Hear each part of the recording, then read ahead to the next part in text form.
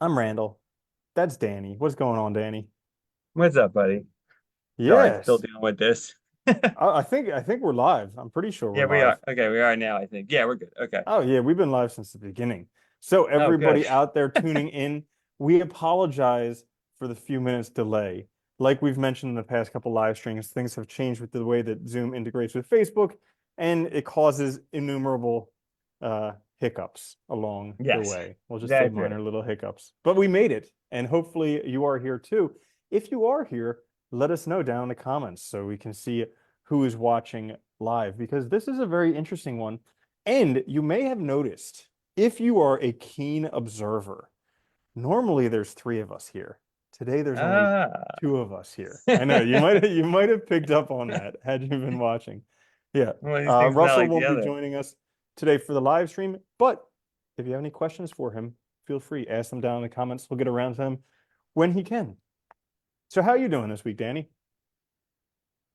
Doing well this week. It's been a good week. Been a busy week, Mm, and yeah, just trying to keep on keeping on, I feel like we've all been really busy, and it's like, time goes by very fast, like every week.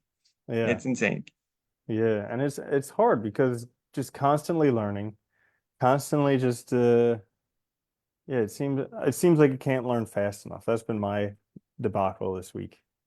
Yeah, it feels like every day like I could use another 20 hours. You know what I mean? Like and still because like it's always hard because when you're learning and then you're working and doing stuff, but you also have other things you have to do.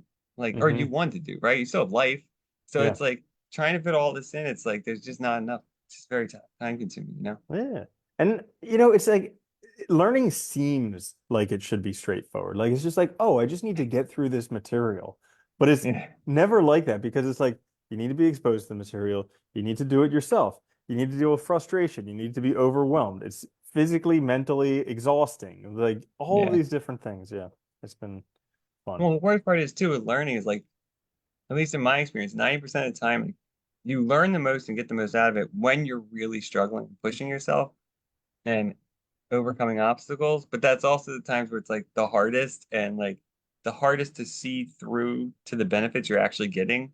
So it's Hmm. also like you're fighting your mental, all those mental barriers you set up too, which makes it really difficult. Yeah. Fortunately, when you look back on it, you forget most of the difficult times. So Thank God, right? Because then we wouldn't want to learn anything or do anything ever. ever, ever. Yeah. So we are live, right? Just Yeah, we're good. Yeah, we got okay. comments and everything. We're good. People are Oh, interacting with us. We're definitely who's okay. here? Who's here? We got Chris, we got Bryce, we got Eric. Good morning, guys. Good morning. All Bryce said that right. I must be really learning. Yeah, right. I Yeah, know. right? I know. If it's frustrating and you're on the verge of quitting, then you're definitely learning. That's when you're really learning. Yeah, absolutely. Cool. So, today's episode, we're going to be getting into the 10 regrets of experienced developers. Now, this is something, it's a video that I watched from Fireship, and he did some volunteering at Twitter or at X, and he asked a whole bunch of the employees there, what do you think you're going to regret when you get to your deathbed? And these were the top 10 that the most people had said. Do you want to go through each one then and kind of talk about them? Because I think Well, that's yeah, interesting. yeah. Let's do that. And then maybe at the end, we'll see if we have any regrets that we may have. Oh, that's a good way to Okay. do All right. it. Cool. So, number one, you want to go for it? Oh, do you have the list up? Because I don't have Oh, it I right now. do. I'll pull it up. Oh, I Yeah, thought I you thought go you were go for looking at the number. list. Okay, number I'll bring it one. up too. Yeah. I wish I would have written less code. Huh. This is an interesting one, right? Because you're like a developer, I'm supposed to write code. What do they mean? I wish I would have written less code. Yeah, I wonder what they do mean because that one I was like, when you read that one, you think like, well, like not waste time on stuff that was unnecessary, or Hmm. just like write better code, Mm. because that's the way I interpret it. Like, because like when you're learning, like, and you'll go through the same like little basic stuff over and over again instead of trying to tackle something maybe that's a little outside of your what you feel like is in your wheelhouse, and then so you end up getting kind of stuck in like this rudimentary phase instead of moving forward. And I think Mhm. maybe that's them, man. Yeah, so that's what he was talking about there. Where like in the beginning, you don't write any code because you just don't know how to. Then you start learning and you start writing like this bulky code that's just very long, and there's much more elegant ways to do it. And then the more experience you get, the more concise your code can be. And actually, for like very good programmers, they basically have a negative code impact. So they start working on code and they just make it shorter and shorter and shorter. And so it's kind of the idea of like simplicity where you just take more and more away until you get to the essential parts of it. But that's what he was saying. I wish I would have written less code because here's another thing. So like the more code you write, the more bugs you're going to write. Yeah. So Oh yeah. this was another reason why that like the more code you write, the worse code you're going to write. So if you can write less code, you're going to write better code. You know what I liked about this one too, because I think when you first start out learning to code, I think a lot of new developers, and I did this too, I'm sure you did too, right? You don't focus on refactoring a lot, and you tend to like move from one project to the next.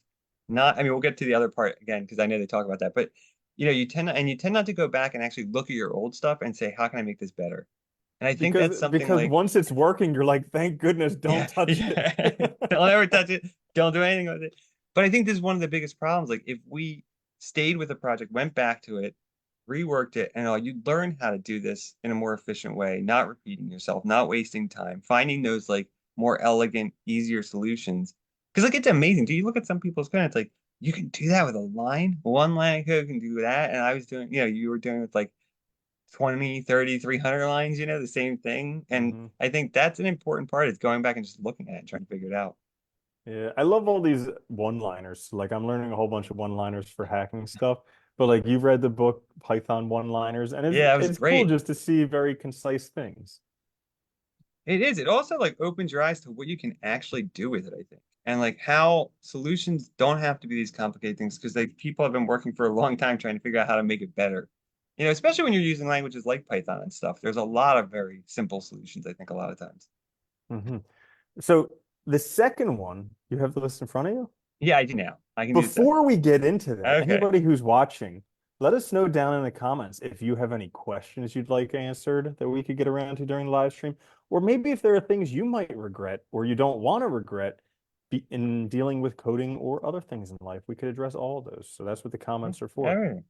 Yeah, Yeah, I like that. That's a good point too. Like things you're also worried about regretting in this journey that you're taking now, learning to code.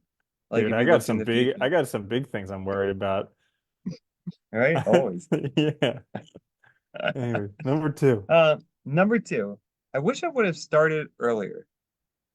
And I think this is a hard one because it's like, what's the saying? If wishes were horses, we'd all be eating steak or something. I forget what it is. But like, We'd all be what? eating, I forget it's from some weird, it's a very Wishes obscure were reference. horses, we'd Sorry. all be eating We'd all be eating steak. steak. Yeah, I don't know. Doesn't I mean anything. don't get that one. Um, but because I think about this all the time, like, you and I both like we've always loved tech, but our life went very different directions at the beginning. And so, it wasn't until late in life when we started, I mean, we were in our 30s. So like, looking back, yeah, of course, like, and part of me, of course, wishes like I just did that. I just started coding right away in college at a younger age. But then again, I didn't do it then, so maybe I wasn't ready. Maybe that wasn't the right time. And I was and I think, go ahead, sorry. I was thinking a lot about this one because everybody wishes they would have done it earlier. But I know for a fact there has never been a better time to start learning coding than now. Yeah. Like because I did like when I was 18, I had to learn C and C++. plus plus. And if you've ever learned those languages, they're terrible. Like they're absolutely Yeah. terrible. And for that to be your first language to learn, like good luck understanding it. I had no Plus, there idea what wasn't I was any doing.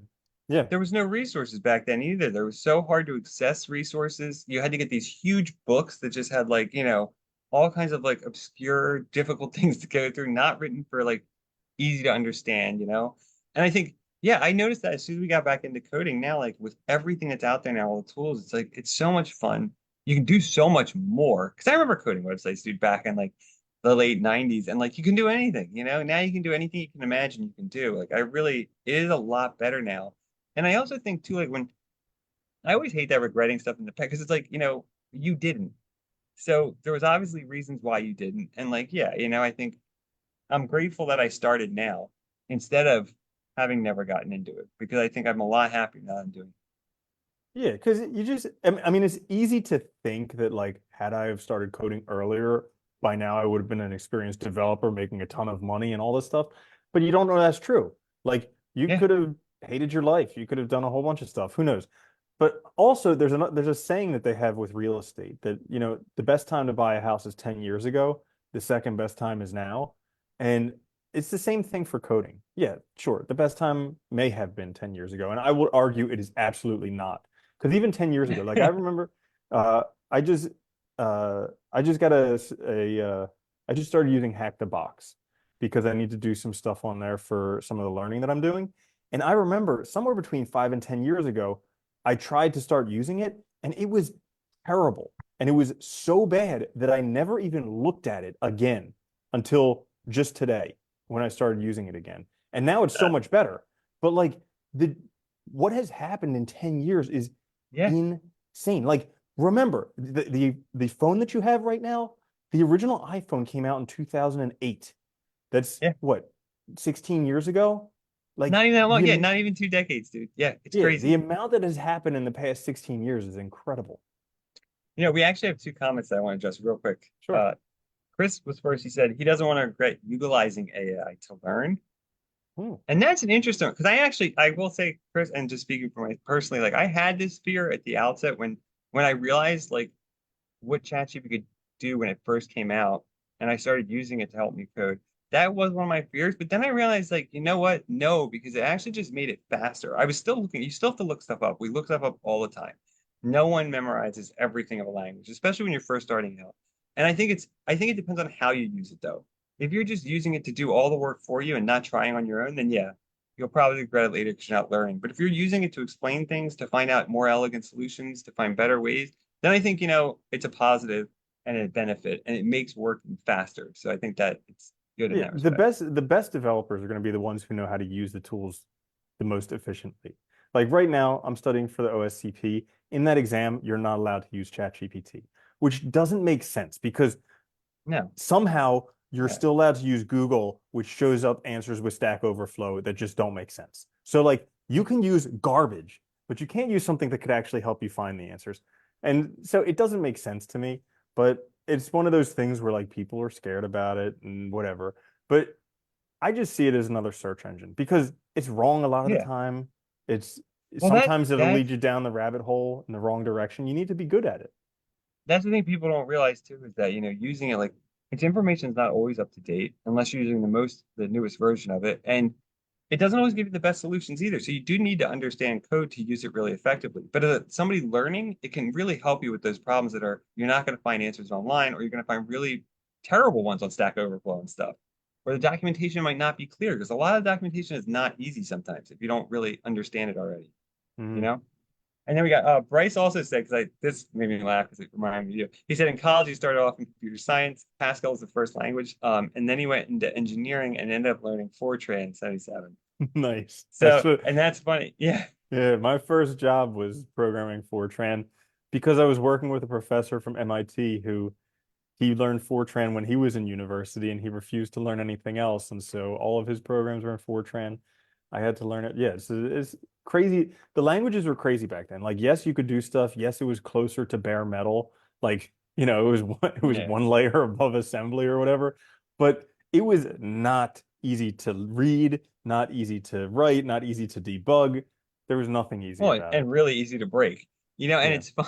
It's Yeah. funny too, because like I think it cracks me up too what you just said to about your professor. Like he learned Fortran in college and doing like that's what cracks me up about university all the time. Because I've worked in university for a long time and I see like, so many faculty refuse to adapt or adjust and to even acknowledge what's happening in the world around them. So it's like you're getting an education, but it's not even necessarily the best, the most updated, the most practical. And it cracks me up because you're paying a fortune. It's like, for what? You Hmm. know? Yeah. Yeah. Yeah. When the world moves slower, it works. So number Yeah. three, I wish I would have finished more projects. This one's huge because Yeah. projects do make a difference. Like this is the thing. Like if you are stuck, if you're in tutorial hell, if you are frustrated that you can't find work, it's probably just because you're not doing your own projects. Yeah. Dude, if I can make the one, I think, best advice I could give anybody trying to get into code is if you're learning the basics and you're starting out, start doing projects early and start working from ground up and completing them. Because I think that's the biggest mistake we all make. I did this too when I first started. You jump from one thing to the next, never really finishing things, where you get to a point where it's not broken and you're like, yay, and then you move on to something else. You're never learning how to refactor. You're never learning how to complete a project. You're never seeing the full picture of like, okay, so I'm creating a website. What does it look like when I deploy it? How do I deploy it? How do I get how do I get a domain? How do I connect it? All these things that are important and part of the process, you're missing out on. And when you do projects, you run into real world problems. It forces you to overcome them. And those are the things that you will never forget. Mm-hmm. Best way to learn. Yeah. Yeah, and so like it can be kind of daunting in the beginning because you're like, what do I do for a project? What how do I do? And in the beginning, sometimes a project can just be, okay, you follow along tutorial, you finish your tutorial. Yeah. Now, how can you make that thing that you made your own? Because yeah, you're gonna make some like, you know, copy of a website. Fine. Yeah. How can you change that so that it's your own, so that when you go and apply for a job and that's on your portfolio, it's not the same exact thing that the interviewer saw from every other person who's applying. And they'll see like, oh, they did a little bit more, they got something else out of it. That's how it starts. And then eventually you get to the point where there's just stuff that frustrates you or stuff that you wish was Yeah. available, or maybe things that are available that just don't work the way that you want. And so all of these different things, you can start coming up with ideas about like and eventually build your own projects, because if it's something that you have passion for, it's gonna propel you to get it done.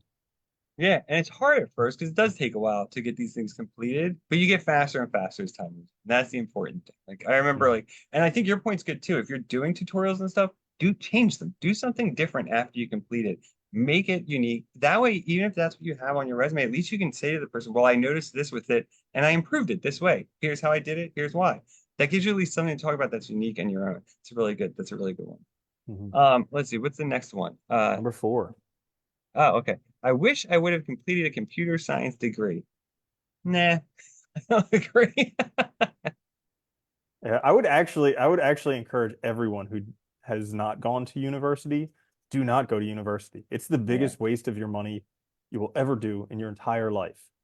And especially nowadays, like I've heard some universities are charging upwards of $60,000 a year. 80. Try 80. Holy 80 cow. in Yeah. some cases. Yeah. Yeah, Yeah. dude. Well, look, and that's for undergrad. It's like that's insane. But Hmm. yeah, here's the thing. Like, I mean, now granted, if these developers were older and they were reflecting back on their life, that might be different. Like, like if because I think back, we're 40, like if we look back, getting a computer science degree back then, yes, would have had probably a lot more value than it does now. So I think like regrets in that sense, maybe, but like now, I would no So way. like I think where they were coming off is like some people think that, oh, if I had the degree, then I could get that job at that FANG company. Like, oh, if I went to Yeah, Stanford and got a computer science degree, I would have had the connections, the professors, whatever, to go work for Google. And it's like, yeah, maybe, but maybe you should focus on why you didn't get into Stanford. yeah, And also like working for one of those FANG companies, that you're going to work on the smallest piece of nothing. I don't yeah. know. I just don't No, really I care agree with you. about. I don't either, and I think it's up to everybody to figure it out on their own though. I Mhm. get the regret in the sense that like yes, it can give you like a little like leg up, I guess, in But certain also, sense or okay, something if that's what you really want. But yeah, here's another thing that I was thinking about. Having a computer science degree does in no means mean that you can code. nope. Like, not at all. Zero, nil. You can go through the whole entire school, you can pass everything, and you can still not be able to write any code. And it's way more important if you want to find work as a developer, and if you want to be a developer, that you can code than if you Yeah. actually have a degree. Well, look at the start of these big companies dropped out. They Hmm. didn't even finish. Yeah. So I mean, there you go, right? If you can complete projects, that gives you a leg up to do a lot of things. Hmm. Chris said science degrees are a red flag. Yeah, right. Uh, Number five. I wish I would have bought Bitcoin. And I think everybody wishes they would have bought Bitcoin back when it was $1 or 25 cents or whatever. But No, this it's is the same as again, this saying, is you know, like I the wish I same bought thing as Amazon, right? Amazon yeah, stock back in like the 90s, it was like a penny. yeah. Like, But this is like the yeah, same thing as saying I wish I would have started coding earlier. Like clearly in hindsight, it seems self-evident. But back then you would have had no idea because you would have been like, why would I want this stupid internet money? And yeah. yeah. Looking back, it's funny because like looking at regrets like this, I find this is like a tricky thing because you also don't want to like get in this habit of just like negative wishing. Because like the world didn't play out that way, your life didn't play out that way, and probably for a reason. So focus on what you can do now, not on like this stuff, you know? Plus, here's the other side of things that people aren't looking at when they say, I wish I would have bought Bitcoin when it was $1 or 25 cents, is that there are things right now that are essentially the same as buying Bitcoin at Yeah, 25 cents, but you don't know what they are. Well, no, neither does anybody else. yeah. Nobody will know And for they another won't 10, 20 know. years. Yeah, they won't Yeah, know until but it's they're blown here. up. Yeah. Yeah. So if you can't pick out those things now, there's no way on earth you could have picked out Bitcoin back then. No, exactly. You just wouldn't have known. Mhm. Number six, I wish I would have learned C. This is interesting because we just, you can learn C. This is a funny one to me. Like, it's like you can still learn it. Like, this is not, if you're still alive and you're regretting it, you can still learn it. You know? Like, Maybe on your deathbed, you're like, I got better things to do now than learn C. right? Like, Yeah. Well, okay, so this is an interesting one because like definitely with people who know C, they think that there's something like very special about it. And it is somewhat special because literally like everything is running off of C. And yeah. I think it's really interesting that the somebody asked the guys who wrote C, I forget who it is now, but somebody asked them, how do we know that you didn't write a back door so you could have access to anything that you want, since C is now the basis of everything? And When a lot he's of like, you don't. languages, yeah. And just to be clear for people too, like a lot of languages, like, these higher level languages like Python and stuff, those interpreters change them into C anyway, which they're Mhm. ultimately, that's how they're run. So yeah, I mean, at the end of the day, it is everywhere. And, knowing it, you can still learn it. That's the funny thing. Like you're not, it's still a possibility. Yes. So, I mean, this is one of the things that I'm focusing on just because of all the stuff that I'm doing with hacking is like you need to know C. And because buffer overflows, 70% of systems-based attacks, not social engineering attacks, but 70% of systems-based attacks are due to some type of memory alteration because of the inherent insecurity of C and C++. So, like, because of There you these go. languages and because these languages are the base of pretty much everything that we have technology-wise, and because they allow you to manipulate the memory at will, well, completely insecure. And as a matter of fact, some people, who was it? I forget someone, but basically they're saying that C and C++ should be done away with because they are completely insecure and just Oh, you from showed us secure that. It was coding like that practices. presence report or whatever Yeah, but from there the, was there was yeah, also thing. some dude who was saying, I forget who. But interestingly enough, like right now, Rust is becoming somewhat more popular because it is very secure, Huh. whereas C is not, and yet it's just as performant as C. So potentially, if if you feel like you wanted to learn C and you didn't, and you want to potentially have some type of future, Rust may be a good alternative for you. Might be the thing for you. Yeah. Maybe. It was Hmm. funny. What was that? Ray said, yeah, he said he sees people on Reddit always saying like, you need a computer science degree. He said, but he saw Forbes like a report that 80% of people that are in like coding, don't have one, and I think that's an important thing. And that's one of the things that I love about technology is like it's one of the last few fields where you don't need that piece of paper. You can just prove yourself on your own. And if you're good, people will hire you because they need the job done. They don't care, about that nonsense. Yeah. Um, I let's think see. Oh, number number 7 is seven. me, right? Are you? Yeah, Oh yeah, I me. guess it is. Yeah. I wish I would have not used JavaScript for everything. Yeah. This is a good one because I mean you can use JavaScript for front end, for back end, for For writing code, everything. everything you want. Yeah. Yeah, you can. It's interesting because when JavaScript first came out, that was not the case. It was really just for, making websites better, right? Improving them by Hmm. having more interactivity and stuff. And now it's become, I mean, like literally one of the most, I think, ubiquitous languages. There's so many frameworks, so many things that you can use it for and stuff. I actually think that's cool though, because it JavaScript is so it's a weird language because there's so much stuff that's just been built on top, like keep getting added to it to do all these things, and it's very versatile.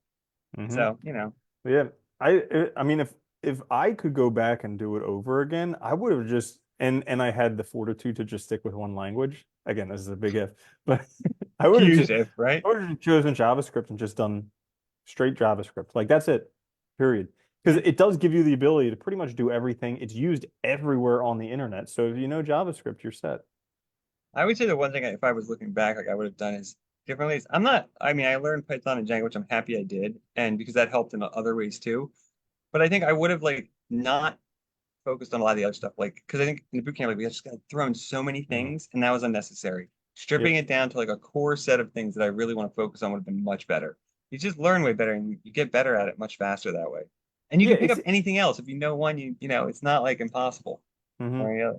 yeah, that's the crazy stuff is like I think they just with the boot camps, they just try and sell you everything. So they're like, oh, this has every technology, so I'll just get all of it, and then yeah, I'll be able to. It's But got to be really, good, right? if you More is just better. knew HTML, CSS, JavaScript, React, good, you can do Yeah. everything. Cool. Number 8. Number 8. I wish I would have not spent so much time on LeetCode. Hmm. What is LeetCode? Do you know what that is? I actually don't know Yeah, I what that do. is. I do. So if you want to work for a FANG company, Facebook, Amazon, Netflix, Google, you basically just have a coding interview, which is a useless interview, which will just ask you if you can do FizzBuzz, if you can do all types of sorting algorithms, all this BS stuff that you'll rarely never do in your day-to-day coding.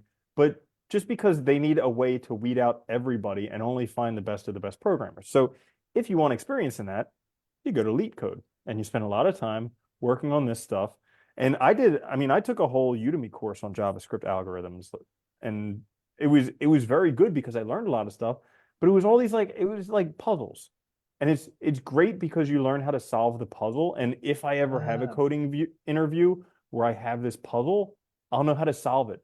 But almost invariably, all the stuff that I've learned there, I've never used it outside of that JavaScript algorithm Oh, stuff. okay. I was familiar with a different one. I forget what it was called, but I used one that I had to use for interviews, and you're able to access it. Same thing. It's just Was it like these like puzzles that are Hacker One or some something like that? something. I forget what it was called, but it was something Yeah. like that. Yeah, where it was like they give you like a set of puzzles basically to solve that stuff that you rarely ever use. Hmm. That like hits on some core concepts, but mostly it's just logic problems. It's like those Yeah. SAT problems, like if a train's going this fast and another one's going this, it's like that kind of nonsense. Yeah. And Yeah, and this is another thing that like if you want to BizBud's very useful. yeah, I know, right? So like if you want to work for Facebook, Amazon, Netflix, or Google, you also need to ask yourself why. You're Yeah. you're like these are the most competitive jobs. Like it's harder to get a job at one of those companies than it is to get into an Ivy League university. So like first off, if you didn't get into an Ivy League university, good luck. Nope. Yeah. But then uh it's you have to ask why because you're limiting yourself to so little. Like, sure, probably the bragging rights. Like, I'm sure everybody would be like, "Yeah, I'm a programmer for Google or for Facebook. I get So unlimited awesome. food all the time at work." And it's like, yeah, well, I work for a handful of companies locally, but I make just as much money. And instead of my company giving me free food, I just go to the supermarket and I buy it. So, like, Yeah. what's the big deal? It's funny too. I got into this because I like building things myself. I like creating things and I like my time. And those companies, that does not match with them. Because you're right, you would be doing one little thing. Oh, Hmm. we have another comment that I think, Bryce was asking. He says, "Is Rust just as fast then as like C?" Yes. Yeah, Rust is Yeah. just as fast as C, just as performant. It's so in terms of the low level languages, there's C and C++. C++ is just C, but it has objects, so Yeah. it's object oriented. And then there's Go, which was developed by Google. And so Go is nice because it has concurrency. Uh, and then there's also on the same kind of layer, there's Rust. Rust is just more secure, and it appears like, from all the research that I've been able to do, that in terms of the security aspects of thing, which is um, what I think it was like, I don't know, U.S. government is pushing Rust because they think that of all the languages, the most secure and most performant one is Rust. And so just Hmm. recently, I think it was in February of this year, 2024, it appears like the US government is pushing for Rust to be one of the main languages. And actually, just earlier this year, the first Rust code was included in the Linux code base. So Wow, it does nice. appear like that could be one of the languages of the future. However, as of right now, there's not too much support. So it'll be a lot trickier when you come up with obstacles. There aren't all types of packages everywhere. So It's hard to get stuff like that started though, and to make that change because everybody knows already one thing. Getting mhm, everybody else to switch to something else is difficult. It always is. It takes time. mhm, yeah. All right, number 9. Number 9, I wish I would have prioritized my health. Ooh. This is a good one, I think, because I think, like, and what's funny? I was thinking that especially developers that work at these big companies, it's so stressful. They get called all the time. But this can happen to anybody too, even working freelance and stuff for yourself or just learning on your own, right? Spending all your time doing this, not going out, not doing anything, not doing stuff for yourself. It's very easy to fall into that trap. We do it, we talk about it all the time because we both, we work a lot and do a lot of different things. And it's hard sometimes to make time for yourself, but you have to. Because Mhm. otherwise, what's the point of life? What's the point of doing all this, if you're not doing it for yourself, right? Yeah.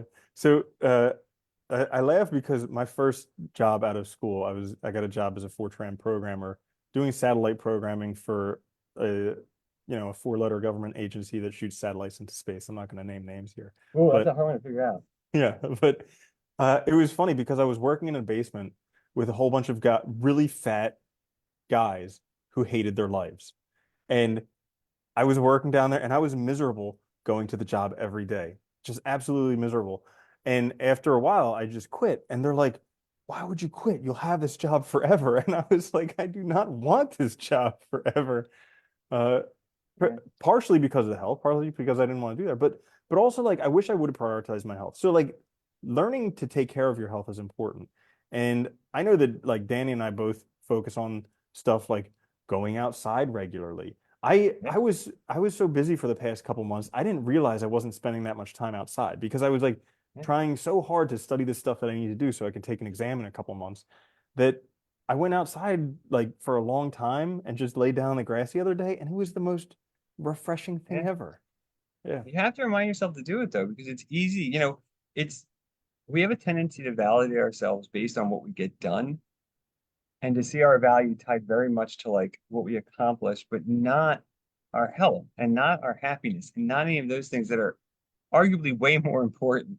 And I think this is a really good one to keep in mind because it is very hard. And we both struggle with it too all the time. It's not like something that just you get naturally good at and it's good. It's something I think you have to like work into your schedule and constantly remind yourself to do. And also it's an interesting conundrum. So in life when you're young, Yeah. you spend all your time and all your health trying to make money. And then when you're old, you spend all your money trying to buy more time and more health. Yeah. Yeah, But that but yeah, it's happens. important. Exercise and also like exercise helps a lot. Like I've been going to It the does. gym a lot. I generally go to the gym 5 days a week. Just because it helps to get out, it helps to keep me moving. And like actually exercise helps your brain function. Yeah, it does. Actually helps regrow brain cells too, or grow new ones. So there you Hmm. go. Hmm. Uh, Number 10 is I wish I never learned how to code. Hmm. Yeah, this is an interesting one. Yeah, You so want I'm me to very explain why? unhappy. Yeah, go Yeah. ahead. So this was a grass is always greener type of thing. So Yep. like if you're a coder, you see these other jobs like a scuba dive master and you're like, oh, he gets to spend all day in the water swimming with turtles. Or you see like an ER paramedic and they're like, they get to save lives.